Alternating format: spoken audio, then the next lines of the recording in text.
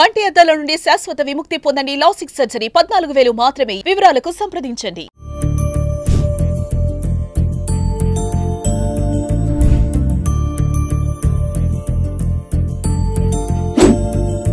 హైదరాబాద్లో దిండిగల్ ప్రాంతంలో cement, iron, concrete ఈ మూడు లేకుండా ఇళ్ళను ఎప్పుడైనా కట్టడం చూసారా? కానీ ఇక్కడ కట్టారు. ప్రస్తుతం నేను ఆ ఇంటి ముందే ఉన్నాను. చాలా సహజ సిద్ధంగా 100 ఏళ్ల కిందట ఎలాంటి మెటీరియల్ వాడి ఇళ్లను కట్టారో ఆ ఇంటిని ఇప్పుడు మీకు చూపించే ప్రయత్నం చేస్తాను. రాగానే మనకి ఇక్కడ వినాయకుడు ఉన్నాడు, స్టాచ్యూ ఉంది. ఇది చాలా న్యాచురల్గా ఉంది చూడండి. మొత్తం ఇది రాతితో ఉన్నటువంటి స్టాచ్యూ. అలాగే అటువైపున మనకి కుడివైపున ఆంజనేయ స్వామి విగ్రహం ఉంది. ఏ దేవాలయంలో అయినా ముందుగా విఘ్నేశ్వరుణ్ణి దర్శించుకోవాలి. అలాగే దుష్ట శక్తులను అలాగే చెడు ప్రభావాలను దూరం చేసేటువంటి దేవుడు హనుమంతుడు. లోపలికి వెళ్దాం. ఒకసారి లోపల ఉన్నటువంటి ఇంటి యజమానితో మనం మాట్లాడదాం. ఇంటి మొత్తాన్ని చూపించే ప్రయత్నం చేస్తాను.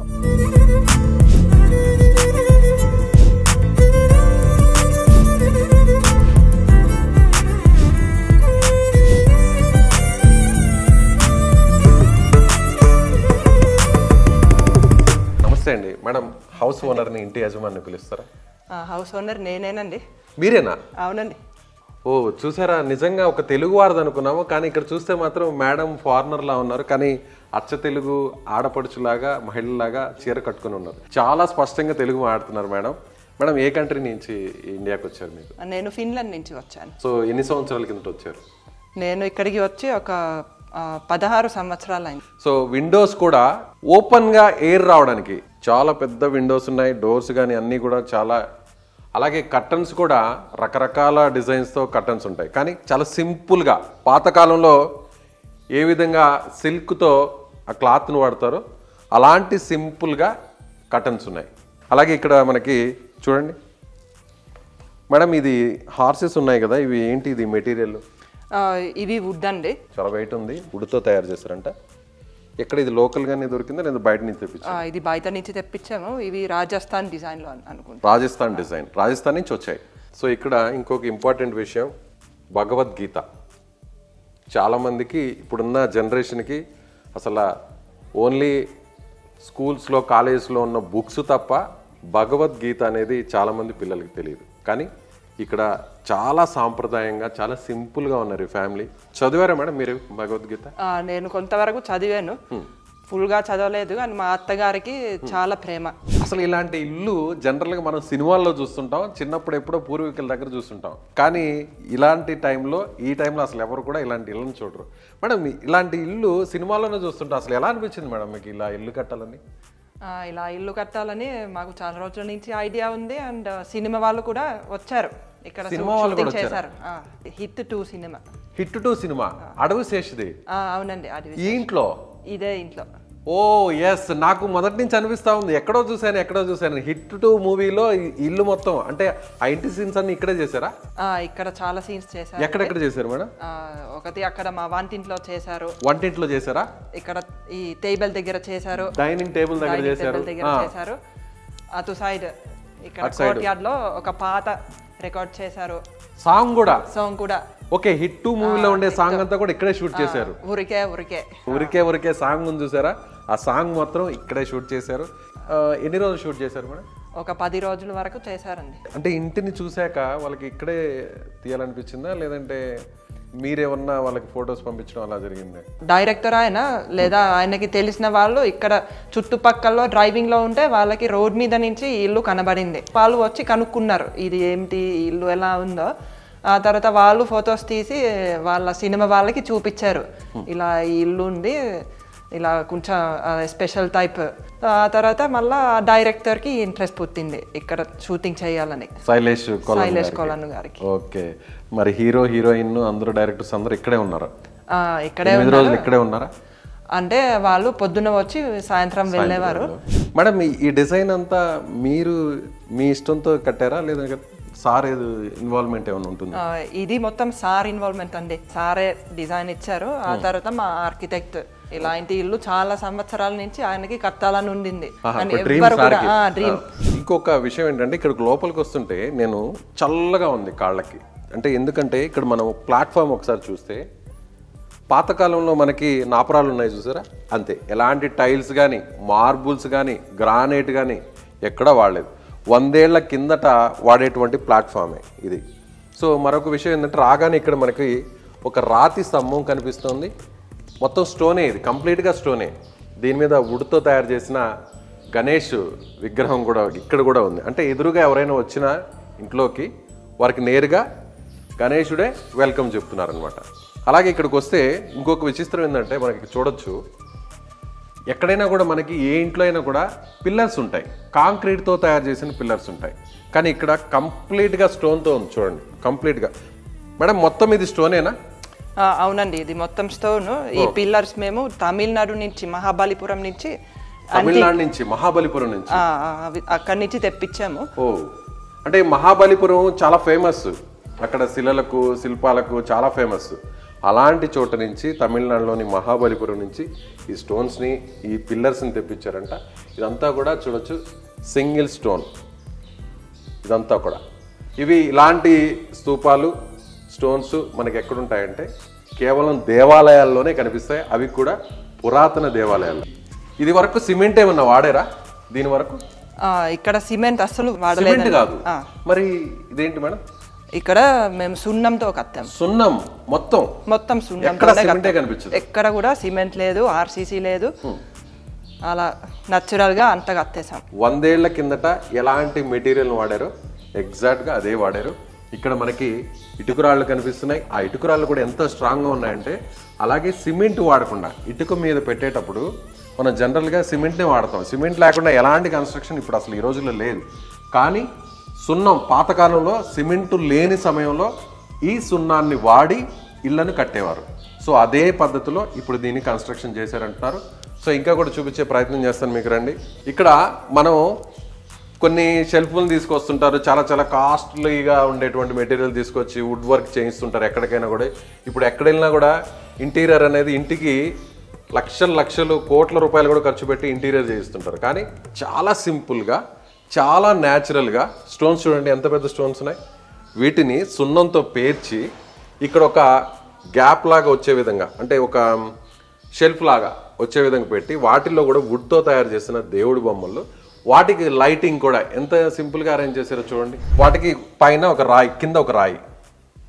ఇలాంటివి మనకి దేవాలయాల్లో కనిపిస్తుంటాయి, గుళ్ళల్లో కనిపిస్తుంటాయి. ఇలాంటి డిజైన్ అంటే పూర్వకాలంలో ఇలాంటి డిజైన్తో కట్టేవారు.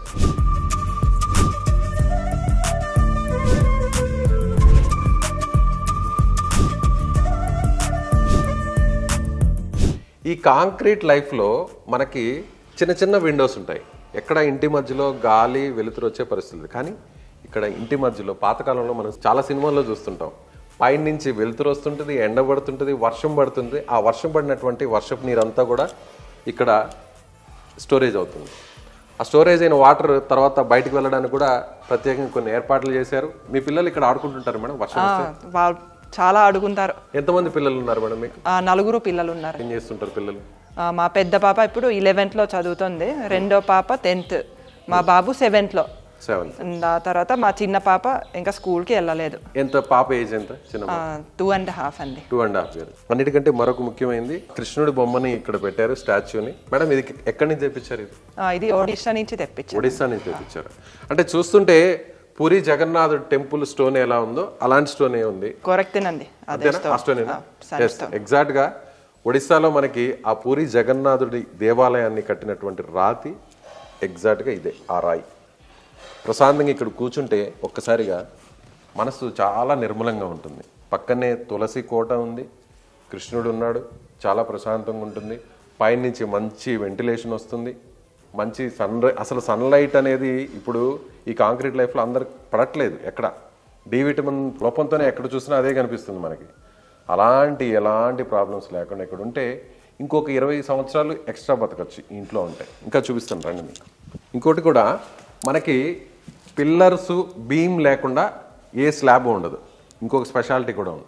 పైనంతా కూడా మనకి మొత్తం దూలాలే, వుడ్తో తయారు చేసిన పాతకాలంలో 100 ఏళ్ల కిందట అంతకు మునుపు ఉన్నటువంటి ఇల్లు ఏదైతే ఉన్నాయో మేడం ఇదంతా కూడా వుడ్డేనా? ఇది అంతా సాల్ వుడ్ అండి. ఇది ఛత్తీస్గఢ్ నుంచి వచ్చింది.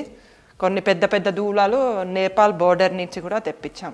మొత్తం పైనంతా కూడా మీకు కనిపిస్తుండేది కాంక్రీట్ కాదండి, మొత్తం రాయే. చూడొచ్చు పైన. మేడం అసలు ఎలా నిలబడుతుంది మేడం? అసలు రాళ్ళు ఎలా నిలబడుతున్నాయి? అదే మన దూలాల వల్ల రాళ్ళు ఉంటాయి. ఓకే, దూలాల్ని సపోర్ట్ చేసుకొని దానిపైన రాళ్ళు ఉన్నాయి. ఇక్కడ మన ఈ చెక్క పిల్లర్స్ ఉన్నాయి, రాతి పిల్లర్స్ ఉన్నాయి, వాటి వల్ల మనకి సపోర్ట్ వస్తుంది.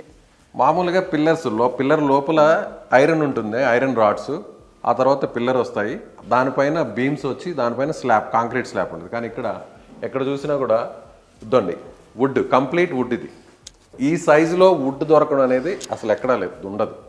సో దీన్ని బేస్ చేసుకొని ఆ పైన దూలాలు ఉన్నాయి, దూలాల పైన రాళ్ళు ఉన్నాయి కంప్లీట్గా. రైట్. అలాగే ఇటు సైడ్ వస్తే వాళ్ళు మనకి చూడొచ్చు ఎంత పెద్ద పెద్ద స్టోన్స్. ఇంత పెద్ద స్టోన్స్ ఎక్కడ దొరికాయి మేడం? అంటే న్యాచురల్గా ఉన్న వాటినే మీరు ఇక్కడ బిగించారా లేదంటే ప్రత్యేకంగా తెప్పించారా? ఇవి న్యాచురల్గా అంటే ఇక్కడ మా ఇంటి పక్కనే ఒక క్వారీ ఉంది, సో అక్కడి నుంచి తెప్పించాము. అంటే మనకి బేస్మెంట్లో పాత కాలంలో వాడేవారు, ఇంత పెద్ద బండరాళ్ళు వేసి వాటిని కింద భూమి లోపల సపోర్టింగ్ కోసం వాడేవారు. దాన్నే ఇక్కడ ఒక కంప్లీట్గా ఒక వాల్గా చేశారు. దీని లోపల ఒక రూమ్ ఉంది, ఒక బెడ్రూమ్లా ఉన్నట్టుంది. ఇది పాతకాలంలో ఎలాంటి మనకి డోర్స్ ఉంటాయో ఆ డోర్ ఉంది. ఆ పైన డిజైన్ కూడా చూడొచ్చు. సో కింద కూడా పసుపు కుంకుమ కనిపించే విధంగా కలర్స్తో ముగ్గులు అవన్నీ కూడా ఉన్నాయి. ఇక్కడ పైన చూడండి, ఎక్కడ ఎలాంటి కాంక్రీట్ కానీ బీమ్ లేదు, రాయి సపోర్టింగ్గా రాయి పెట్టారు, ఒక నాపరాయి, ఆ నాపరాయి మీద స్టోన్స్ పెట్టారు. అసలు మామూలుగా ఇలాంటివి ఎలా నిలబడతాయో, అందులో ఇన్ని సంవత్సరాలు ఎలా నిలబడతాయంటే పూర్వీకులు కట్టేటువంటి వాడేటువంటి మెటీరియల్లే కారణం. మనం చుట్టూ కొన్ని పెయింటింగ్స్ కనిపిస్తున్నాయి, అవి న్యాచురల్గా లేదంటే ఏదైనా బయట నుంచి ఏమైనా కొనుక్కొని తీసుకొచ్చారు? బయట నుంచి మేము ఏం కొనుక్కుని తీసుకురాలేదు. ఇక్కడ మా ఆయన వాళ్ళ బెస్ట్ ఫ్రెండ్ ఆనంద్ అని ఉంటారు, ఆయన పెయింటింగ్ చేశారు, నేను కూడా ఒకటి వేశాను. ఆ తర్వాత పాత ఫోటోలు కూడా మేము చేయించాము. చూడండి అక్కడ కనిపిస్తున్నాయి కదా, అలాగే ఇక్కడ కనిపిస్తున్నాయి. మీరు వేసిన పెయింటింగ్ ఏది మేడం? నేను వేసిన పెయింటింగ్ ఇది డ్రాయింగ్. ఓ డ్రాయింగ్. ఎవరి ఫోటో మేడం ఇది? ఇది మా అత్తగారు వాళ్ళ అమ్మగారు. ఓకే, అంటే మీ అత్తగారి వారి అమ్మవారు. చూసారా, పూర్వీకుల్ని గుర్తుపెట్టుకున్నారు కాబట్టి అలాంటి ఇంటినే కట్టుకున్నారు. అప్పట్లో పూర్వీకులు ఇల్లు ఎలా ఉన్నాయో అలాంటి ఇంటినే వీళ్ళకి స్వయంగా నిర్మించుకున్నారు. మేడం వేసినటువంటి ఆర్ట్ అంటే ఇది. ఆ స్టైర్ కేస్ కూడా ఒకసారి చూస్తే మీరు చూడొచ్చు, చాలామంది అంతా కూడా లిఫ్ట్లు పెట్టుకుంటుంటారు, రకరకాలుగా మెటీరియల్స్ని యూజ్ చేస్తారు. కానీ అక్కడ చూస్తే వుడ్తో ఉన్నవే, అవి కూడా రాళ్లతో ఉన్నవే. మేడం ఏసీ ఏమన్నా ఉందా ఇంట్లో? మా ఇంట్లో ఏసీ లేదండి. ఇక్కడికి వస్తే అసలు ఏసీ అవసరం ఏముంటుంది మేడం? ఇప్పుడు చలికాలంలో కొంచెం వెచ్చగా అనిపిస్తుంది, మరి వేసవి కాలంలో చల్లగా ఏమైనా ఉంటుందా? వేసవి కాలంలో కూడా సిటీ కంటే ఇక్కడ చాలా చల్లగా ఉంటుంది. చాలా చల్లగా ఉంటుంది. బయట ఇళ్ళకి ఈ ఇంటికి టెంపరేచర్ ఎంత డిఫరెన్స్ ఉంటుంది? టెంపరేచర్ అదే, ఇప్పుడు మనం ఏసీ లేకుండా ఒక మామూలు ఇల్లు చూస్తే ఇక్కడికి అక్కడికి ఒక ఈజీగా ఒక 10-15 డిగ్రీస్ డిఫరెన్స్ ఉండొచ్చు. సో ఎక్కడ చూసినా మనకి పొల్యూషన్, కానీ ఇక్కడ అవేమీ కనిపించదు. ఎయిర్ పొల్యూషన్ ఉండదు, సౌండ్ పొల్యూషన్ ఉండదు, చాలా ప్రశాంతంగా ఉంది. ఇంట్లోకి రాగానే నడుస్తుంటే నాకైతే కాళ్ళకి ఆ రాతి నుంచి వచ్చేటువంటి ఆ చల్లదనం, ఆ స్పర్శ చాలా స్పష్టంగా, అంటే ఫుట్ నుంచి నాకు పాదాల దగ్గర నుంచి బ్రెయిన్ వరకు తెలుస్తుంది. నిజంగా అప్పట్లో పూర్వీకులు ఎందుకని ఇలాంటి ఇళ్లను కట్టేవారో, కట్టిన తర్వాత వారు ఎంత ఆరోగ్యంగా ఉంటారనేది ఈ ఇంటిని చూస్తే అర్థమవుతుంది. నిజంగా thank you madam, thank you so much. మీకు ఇంత మంచి ఇంటిని నాకు చూడడం నాకు చాలా ఆనందంగా ఉంది. అలాగే మా వ్యూవర్స్ కూడా, సుమన్ టీవీ వ్యూవర్స్ కూడా చూపించడం చాలా సంతోషంగా ఉంది.